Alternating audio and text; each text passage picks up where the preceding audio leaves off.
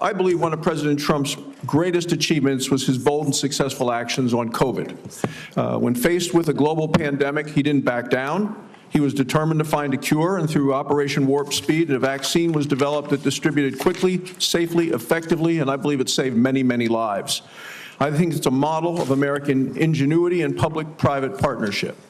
But this wasn't the first time an American president acted boldly to address disease and vaccines. There's a great book that's out, it's a prize-winning book called The Fate of the Day by Rick Atkinson, and he talks about the courageous efforts by George Washington. During the Revolutionary War, George Washington reversed his opposition to the smallpox vaccine, and he ordered that all the soldiers be vaccinated. It was among the most consequential decisions Washington would ever make. By protecting his troops from smallpox, Washington preserved the Continental Army, which allowed our nation to continue to fight for our independence. And like President Trump, I believe President Washington acted decisively to protect Americans' lives at a time of great national peril. So over the last 50 years, vaccines are estimated to have saved 154 million lives worldwide. I support vaccines. I'm a doctor. Vaccines work. Secretary Kennedy, in your confirmation hearings, you promised to uphold the highest standards for vaccines. Since then, I've grown deeply concerned.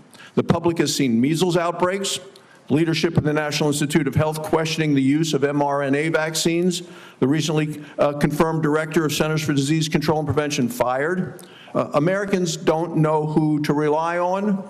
You know, recent polls said 89% of voters, 81% of Trump voters agree vaccine recommendations should come from trained physicians, scientists, public health experts.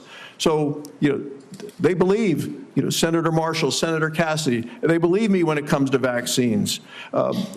If we're going to make America healthy again, we can't allow public health to be undermined. So could you explain what steps you're going to be taking to ensure vaccine guidance is clear, evidence-based, and trustworthy? We're going to make it clear, evidence-based, and trustworthy for the first time in history.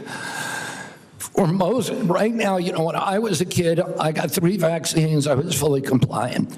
Today's children have to get between 69 and 92 vaccines in order to be fully compliant, between maternity and 18 years.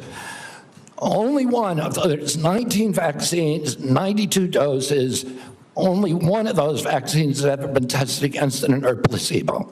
And what we're doing now is any new vaccine that before it's approved and licensed, will have to demonstrate safety against an inert placebo, and we're going to go back and do observational studies on the existing vaccines to see if they're linked to any of these chronic disease epidemics so that people can understand the risk profile of those products and make good assessments for their own health.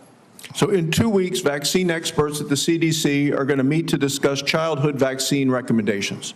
Parents and physicians depend upon this guidance to make decisions and to keep kids safe. And as I said, I support vaccines.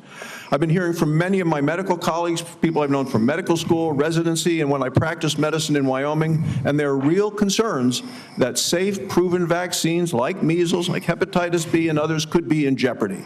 And that would put Americans at risk and reverse decades of progress.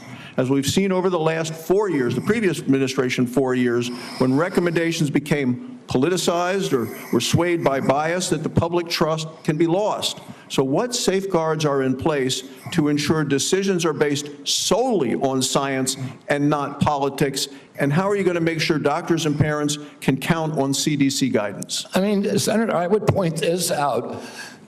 Right now, there's only 10% of children are complying with the CDC's recommendation on COVID boosters.